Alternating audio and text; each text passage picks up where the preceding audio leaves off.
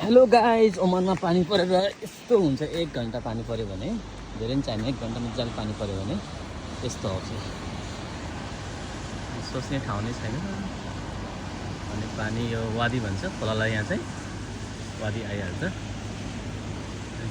सबै जलमग्न हुन्छ। यो चाहिँ मेरो साथी सुनिल हो, उनीहरू नाति यहाँ चाहिँ यस्तो हुन्छ guys. This is new experience in Oman. पानी वर्षमा एकचोटि अथवा 2 वर्षमा 1-2 चोटि पर्छ। त्यस्तो सिस्टम चाहिँ धेरै पानी चाहिँ पर्दैन।